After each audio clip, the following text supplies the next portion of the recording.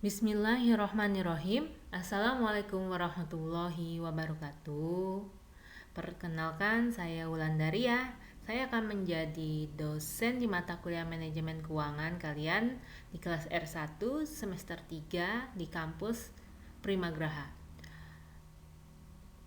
Oke, sebelumnya saya mau menjelaskan lagi untuk mata kuliah manajemen keuangan.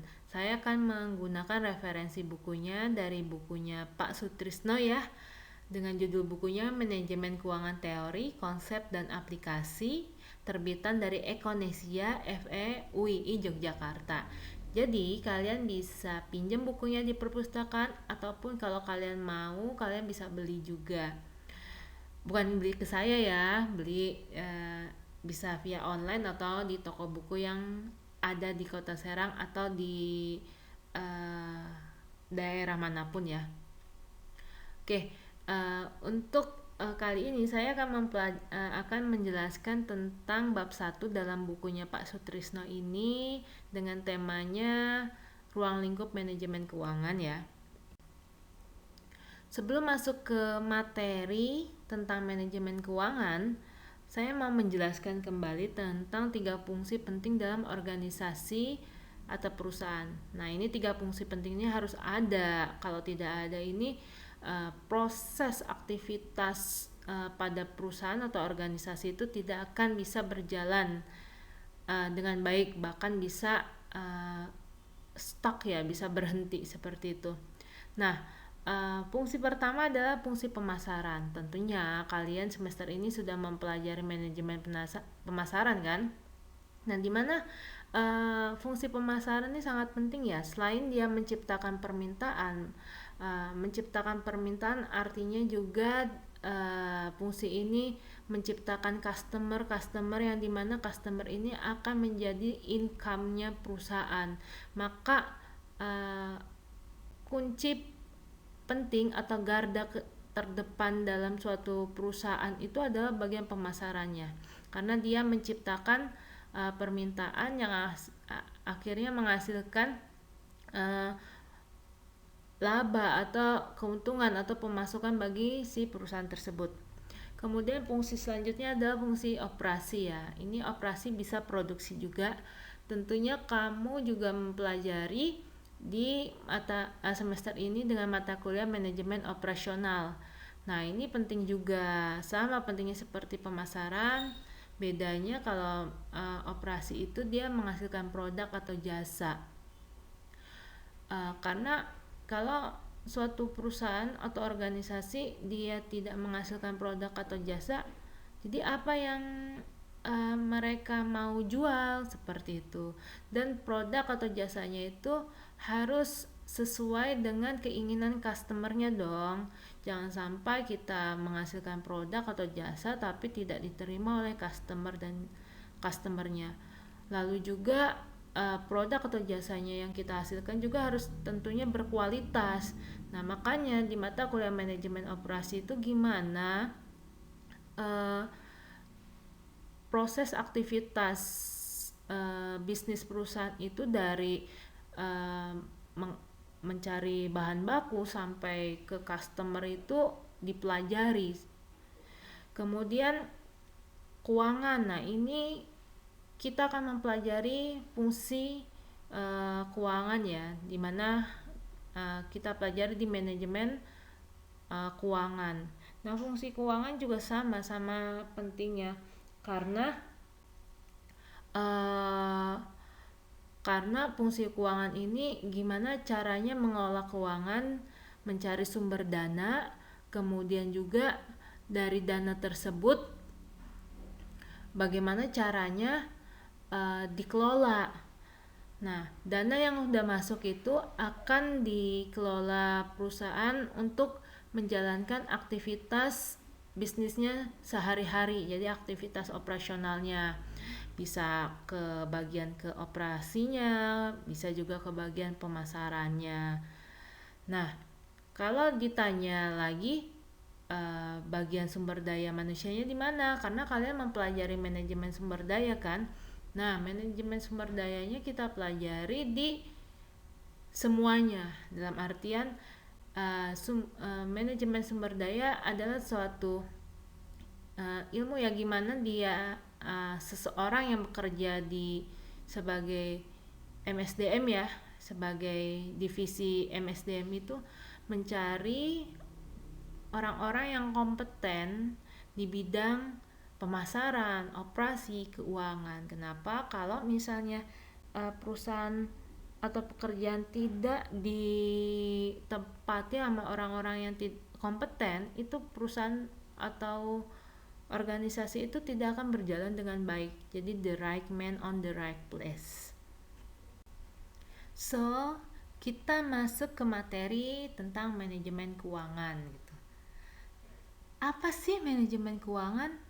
Ngapain aja sih di manajemen keuangan? Apa juga yang dipelajari di manajemen keuangan? Nah, kita nanti akan mempelajari sedikit demi sedikit tentang ruang lingkup manajemen keuangan ini seperti apa. Jangan-jangan seperti di gambar ini. Aduh, jangan ribet dulu ya. Tenang. Menurut Pak Sutrisno dalam bukunya Manajemen Keuangan, Teori, Konsep, dan Aplikasi, manajemen keuangan dengan nama lainnya adalah pembelanjaan. Adalah serangkaian aktivitas perusahaan yang berhubungan dengan usaha mendapatkan dana dengan biaya yang rendah. Nah, usaha mendapatkan dana dengan biaya yang rendah itu bisa disebut juga dengan pembelanjaan pasif. Dan bisa dilihat di laporan keuangan neraca itu di sisi pasifanya. Jadi sisi pasifa itu berisi hutang lancar, hutang jangka panjang, ekuitas atau modal pemilik. Kemudian juga adalah suatu aktivitas juga untuk usaha mengalokasikan dana, atau bisa disebut juga dengan pembelanjaan aktif, yang bisa dilihat juga di neraca sisi aktivanya. Jadi ada aktiva lancar, aktiva tetap, dan ini bisa kita sebut juga sebagai harta ya. Dan pengalokasian dana ini harus dilakukan secara efisien. Lalu kalau ditanya tujuan manajemen keuangan apa ya? Otomatis setiap perusahaan itu ingin mendapatkan suatu profit, keuntungan dari proses bisnisnya. Profit itu untuk apa? Pastinya untuk meningkatkan kemakmuran para pemegang saham atau pemiliknya, si ownernya. Nah, ini bisa dilihat apakah perusahaan itu tingkat kemakmurannya itu meningkat atau profitnya itu meningkat, bisa dilihat dari semakin tingginya harga saham atau laba bersih yang didapatkan melalui proses keputusan-keputusan, misalnya keputusan investasi, pendanaan, kebijakan keuangan lainnya. Lalu, apa tugas manajemen keuangan? Apa tugas manajer keuangan? Oke, manajer keuangan pastinya seseorang yang sangat bertanggung jawab pada urusan keuangan dari suatu perusahaan ini. Nah, kalau zaman dulu manajer keuangan itu tugasnya hanya mencatat, membuat laporan, mengendalikan posisi kas, membayar tagihan-tagihan, dan mencari dana. Otomatis manajer keuangan itu udah paham ya tentang ilmu-ilmu akuntansi, ilmu-ilmu pencatatan. Namun zaman sekarang itu terjadi upgrade ya dalam kemampuan manajer keuangan. Dia harus bisa bagaimana berpikir untuk menginvestasikan dana yang sudah ada pada perusahaannya. Kemudian mengatur kombinasi sumber dana yang optimal. Jadi pengaturan sumber dana yang optimal itu apakah mau pakai modal sendiri ataupun modal asing atau modal luar.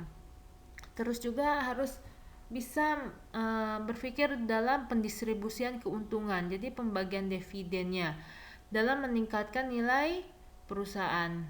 Ini untuk perusahaan-perusahaan yang udah TBK ya, terbuka, yang dimana saham-saham perusahaan itu bisa dijual belikan di khalayak umum ya. Fungsi manajemen keuangan ada 3 dalam bukunya Pak Sutrisno ini. Yang pertama, keputusan investasi. Keputusan investasi itu bagaimana caranya mengalokasikan ya dana yang ada dalam perusahaan itu, uh, diinvestasikan, yang tujuannya investasikan ini untuk ke ke ini ya, untuk kemajuan perusahaannya di masa depan. Karena kalau misalnya perusahaan itu tidak melakukan investasi jangka panjang untuk masa depannya, itu akan berefek atau mempunyai resiko kebangkrutan juga di masa depannya. Kemudian investasi juga mengandung resiko atau ketidakpastian, karena kita juga tidak bisa menetapkan apakah masa depan itu keadaannya seperti mana gitu, apakah akan menguntungkan atau tidak. Tapi yang terpenting investasi itu harus dilakukan, tapi dengan resiko seminimal mungkin. Kemudian keputusan kedua ada keputusan pendanaan. Jadi dilihat dari kebijakan struktur modal, apakah mau pakai modal sendiri ataupun modal asing. Kemudian mempertimbangkan dan menganalisis kombinasi dari sumber dana yang ekonomis. Ekonomis ini yang bisa dilihat dari biayanya itu tidak terlalu tinggi, seperti itu. Kemudian keputusan dividen, menentukan besarnya persentase laba yang akan dibagikan pemegang saham, cash dividend. Jadi setiap tahun itu ada pembagian saham bagi perusahaan-perusahaan yang udah terbuka ya. Kemudian stabilitas dividen yang dibagikan. Jadi dividen itu harus, kalau bisa dihasilkan itu nilainya tidak turun. Jadi setiap tahun nilainya bertambah. Akhirnya si investor atau yang membeli saham perusahaan itu senang, puas dengan dengan dividen yang didapatkan. Kemudian juga melakukan stok dividen atau stok split, kemudian penarikan kembali saham yang beredar. Jadi ini adalah keputusan-keputusan yang diambil untuk fungsi keputusan dividen ya. Jadi ada stok dividen atau stok split atau penarikan kembali saham yang beredar. Dan masing-masing keputusan harus berorientasi pada pencapaian perusahaan dalam mendapatkan laba. Kombinasi dari ketiganya dapat memaksimumkan nilai perusahaan, jadi tinggi harga sahamnya. Jadi ketiga keputusannya harus diambil dengan secermat mungkin. Lalu kalau ditanyakan sumber dana, yang tadi sudah kita singgung juga, sumber dana itu ada 2 ya, bisa dari dalam, bisa dari luar. Kalau dari dalam, sumber dana perusahaan berasal dari hasil operasi perusahaannya. Jadi keuntungan yang didapatkan dari prosesnya operasi perusahaan itu jadi keuntungan laba bersihnya gitu. Jadi misalnya perusahaan itu memproduksi sepatu, ternyata per bulan itu dia mendapatkan laba bersih dari penjualan dan udah dipotong pajak itu misalnya 1M. Nah itu 1M itu adalah sumber dana yang dihasilkan dari hasil operasi perusahaan. Ada yang disebut juga dengan pembelanjaan intern, yaitu pengelolaan dana, pengelolaan cadangan dana, terus laba yang tidak dibagi. Jadi dividen itu kan harusnya dibagi, tapi bisa ditahan dividennya karena untuk digunakan lagi sebagai sumber dana, itu juga bisa. Kemudian pembelajaran intensif, penggunaan dana dari penyusutan aktiva tetap. Lalu ada yang dari luar sumber dananya, sumber dana dari luar perusahaan bisa dari pembelanjaan sendiri. Jadi dana atau modal yang bersumber dari pemilik atau calon pemilik. Jadi dari uang kantongnya si pemiliknya sendiri gitu. Kemudian kalau pembelanjaan asing itu bisa bersumber dari kreditor, jadi bisa minjem ke bank atau lembaga keuangan lainnya yang bukan bank. Atau juga bisa mengeluarkan obligasi. Jadi perusahaan itu ketika sudah TBK bisa dia mengeluarkan surat utang. Yang surat utang itu akan dibeli oleh emiten ya. Akhirnya ya udah si perusahaan akan mendapatkan dana segar dari emiten tersebut. Kemudian aplikasi sumber dana itu bisa dilihat dari modal sendiri, modal asing ya. Jadi secara keseluruhan yang tadi dari penjelasan, akhirnya hanya dipakai modal sendiri dan modal asing. Jadi kalau modal sendiri itu equity, yang kalau di neraca itu di pasiva ya, bagian bawah.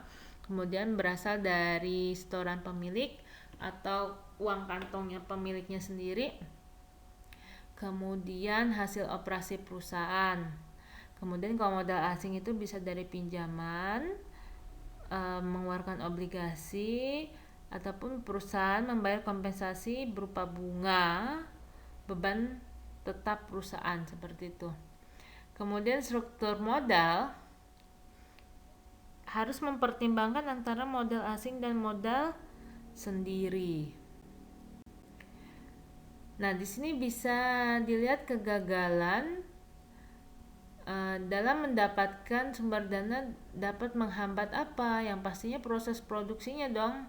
Nggak ada suntikan dana berarti mandek di bagian produksinya. Kemudian juga tentu juga proses pemasaran, tidak ada promosi-promosi ataupun event-event kegiatan yang bertujuan untuk menjual produk atau mengenalkan produk perusahaan tersebut. Kemudian juga akan ada penarikan SDM ahli. Maksudnya di sini jika si perusahaan itu tidak ada SDM ahli yang kompeten di bidangnya, misalnya di bidang keuangan atau dalam bidang investasi, ini akan berakibat fatal juga karena akan berakhir dengan pengambilan keputusan yang tidak tepat. Makanya hal ini akan bisa membuat perusahaan merugi gitu, turun, yang akhirnya bisa berdampak likuiditas dan akhirnya bangkrut. Lalu kita akan bahas tentang laporan keuangan ya. Laporan keuangan itu sebenarnya ada 3, ada yang disebut laporan neraca, laporan laba rugi, dan laporan arus kas ya. Cuman di slide ini saya akan membahas hanya 2 laporan aja, neraca dan laporan laba rugi. Laporan keuangan sendiri disusun itu untuk menyediakan informasi keuangan suatu perusahaan kepada pihak-pihak yang berkepentingan. Seperti apa? Yang kita sebutnya sebagai stakeholder.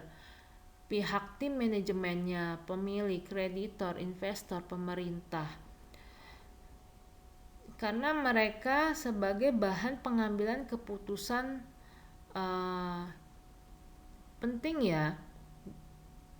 Kemudian dalam neraca sendiri kita bisa membaca neraca itu dari posisi keuangan perusahaan. Kita lihat sisi aktivanya, kekayaan perusahaannya, harta-hartanya apa aja, dari aktiva lancar dan aktiva tetapnya.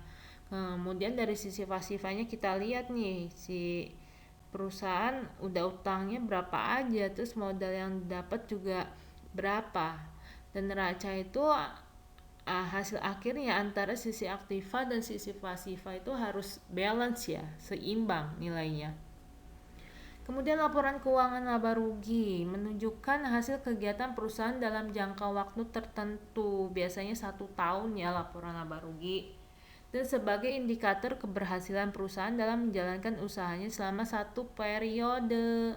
Misalnya dalam 1 tahun itu perusahaannya itu mendapatkan net income-nya itu berapa gitu. Nah, itu bisa dilihat di laporan laba. Seperti yang udah dijelaskan sebelumnya, dalam laporan keuangan neraca terbagi menjadi 2 sisi. Ada sisi aktiva, ada sisi pasiva.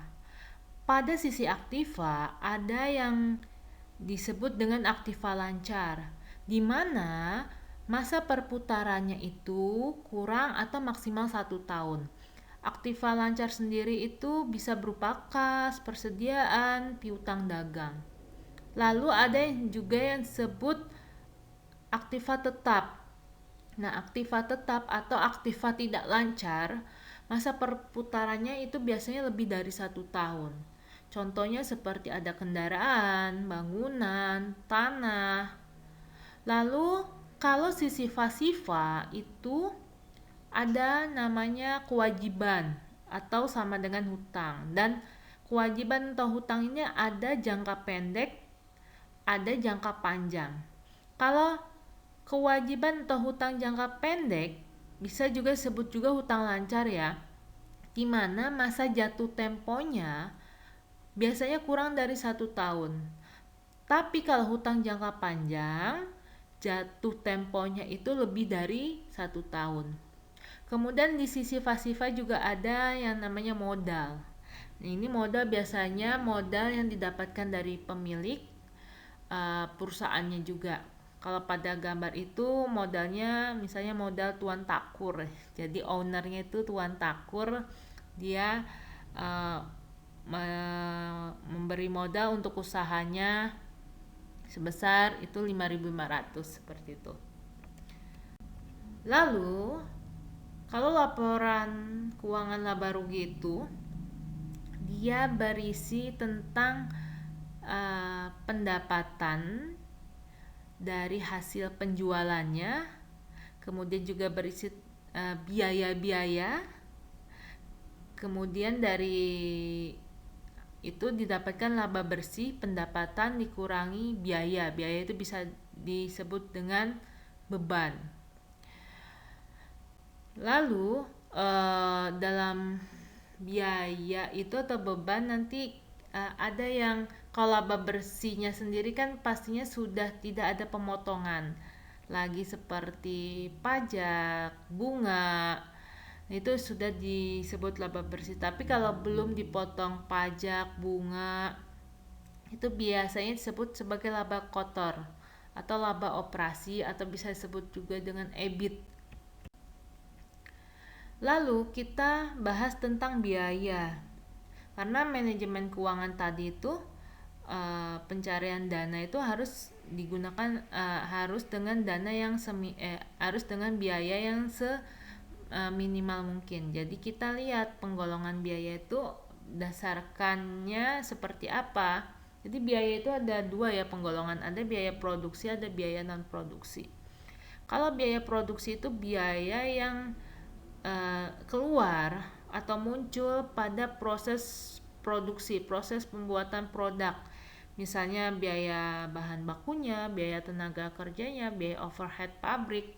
Nah, biaya overhead pabrik itu seperti biaya listriknya, seperti biaya airnya, biaya mesinnya, seperti itu. Kemudian biaya tenaga kerja pada produksi itu tenaga kerja langsung. Jadi yang langsung orangnya itu atau pekerjanya membuat atau memproduksi barang. Kemudian ada biaya non produksi, itu biasanya biaya pemasaran, biaya administrasi dan umum. Lalu kalau penggolongan biaya berdasarkan perilaku biaya ada 3. Ada biaya variabel, biaya tetap, dan biaya semi variabel. Ya, kalau biaya variabel itu biaya yang jumlahnya berubah-ubah dan perubahannya proporsionalnya dengan satuan kegiatan. Misalnya biaya bahan bakunya, biaya tenaga kerja langsung. Kalau biaya tetap itu biaya yang jumlahnya tetap tidak berpengaruh oleh perubahan satuan kegiatan. Jadi mau perusahaan itu memproduksi 500 unit atau 300 unit, ya tetap aja biaya gaji si pegawai itu tetap nggak bisa dipotong juga, nggak bisa sama sekali dipotong. Kemudian biaya semi variabel itu jumlahnya berubah-ubah, tapi perubahannya tidak proporsional dengan satuan kegiatan. Misalnya gaji salesman yang dibayar secara tetap dan prosentase tertentu dari jumlah hasil penjualannya. Jadi misalnya kayak apa ya, komisi seperti itu masuknya ke biaya semi variabel. Nah, kita akan membahas tentang kinerja perusahaannya. Jadi kinerja perusahaan itu apakah si perusahaan itu melakukan aktivitas bisnisnya itu dikelolanya secara baik atau tidak. Itu bisa dilihat dari penilaian kinerja kerja. Bisa dilihat dari 3 penilaian, bisa dari sisi likuiditas, solvabilitas, dan rentabilitas. Nah, likuiditas sendiri itu didapatkan dari aktiva lancar dibagi hutang lancar, dan info aktiva lancar hutang lancar itu bisa kalian lihat di laporan keuangan neraca ya. Lalu likuiditas sendiri itu adalah kemampuan perusahaan untuk memenuhi kewajibannya. Jadi kan otomatis perusahaan itu kan pada sisi pasifa itu mempunyai hutang lancar atau kewajiban lancar dan kewajiban tidak lancar. Nah, itu ketika dia udah mendapatkan sumber dana dari kreditur, berarti dia punya kewajiban untuk membayar dana tersebut gitu. Jadi makanya dilihat sisi likuiditasnya, apakah si perusahaan itu mampu nggak sih membayar kewajiban-kewajibannya. Jika semakin tinggi likuiditas, maka semakin percaya kreditor jangka pendeknya. Jadi ketika perusahaan itu tinggi nih hitungan nilai likuiditasnya, dengan dilihat si perusahaan itu mampu membayar utang-utangnya, berarti kredibilitas dia di mata kreditor itu baik. Jadi perusahaan ini mampu bayar utang nih kalau kita cairkan lagi pinjamannya. Kemudian penilaian selanjutnya ada solvabilitas, di mana didapatkan dari total aktiva dibagi total hutang. Ini juga sama, data informasinya dari laporan neraca. Solvabilitas sendiri adalah kemampuan perusahaan untuk memenuhi kewajibannya apabila perusahaan likuiditas. Jadi ketika perusahaan itu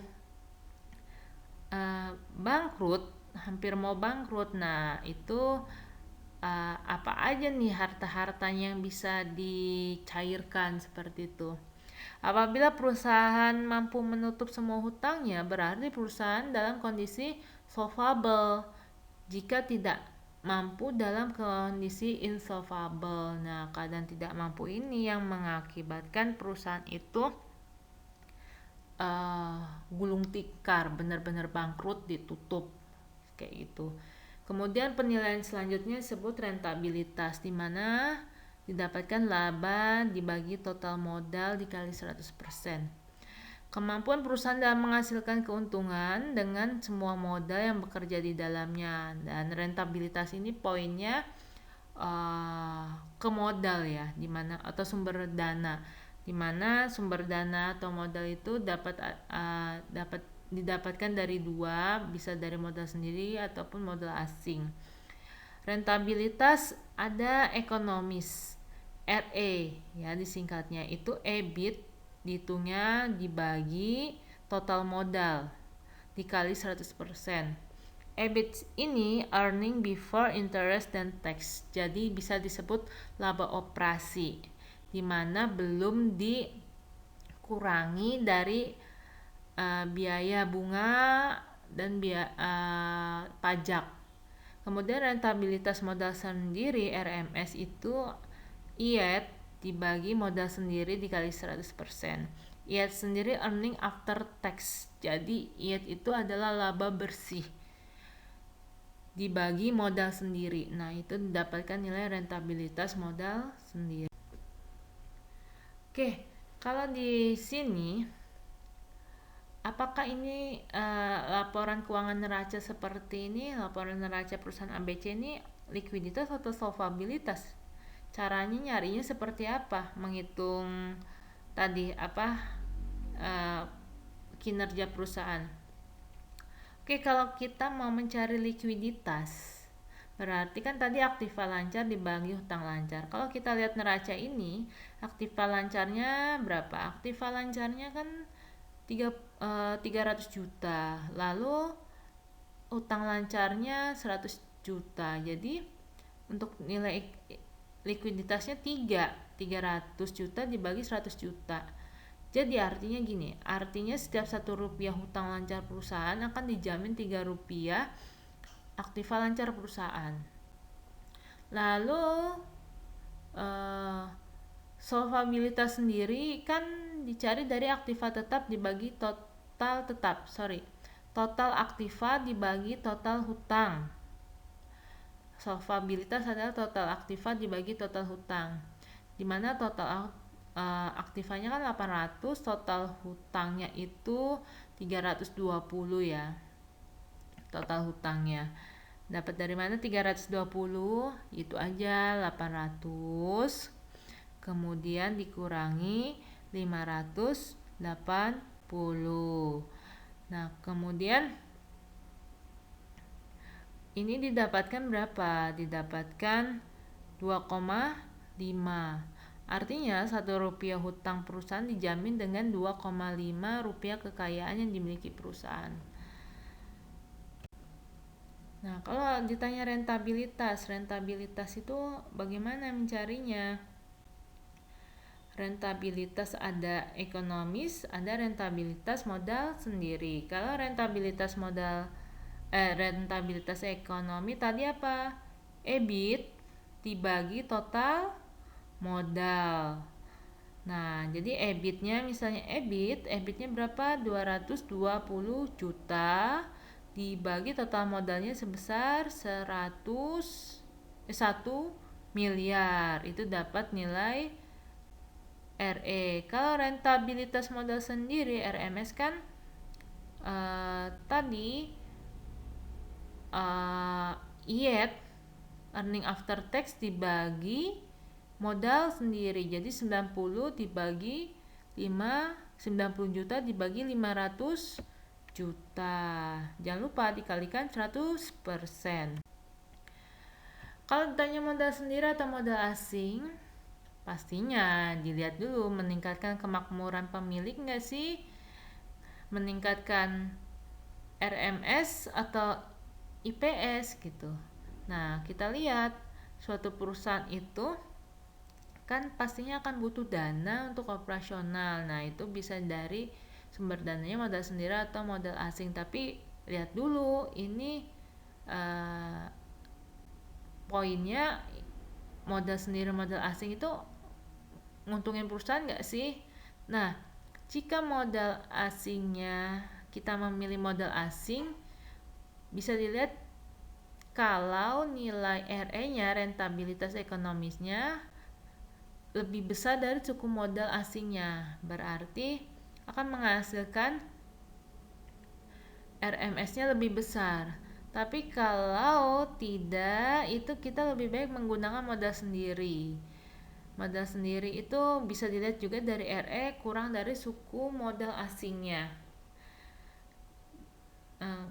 karena menghasilkan RMS lebih kecil. Lalu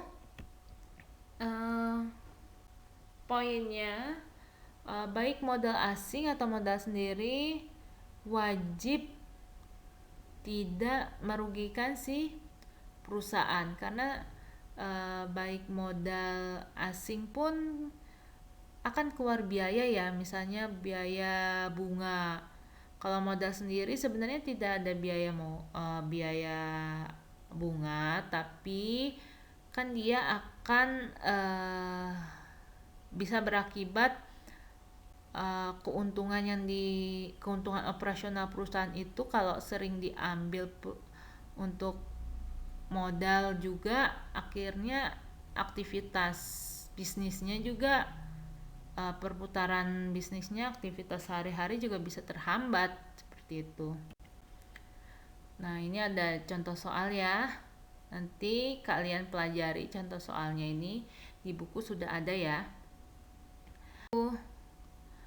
Kita lanjut, di buku itu ada namanya penilaian kesehatan BUMN. Jadi di buku ini menyinggung apakah si perusahaan yang negara itu sehat atau enggak sih. Nah, otomatis BUMN itu tidak sama ya dengan perusahaan swasta, karena BUMN kan perusahaan milik negara. 3 kategori yang bisa dilihat apakah perusahaan itu sehat atau enggak. Ada sehat, ada kurang sehat, ada tidak sehat. Dan ini ada scoringnya ya. Biasanya kalau perusahaan dengan simbol A itu berarti sehat.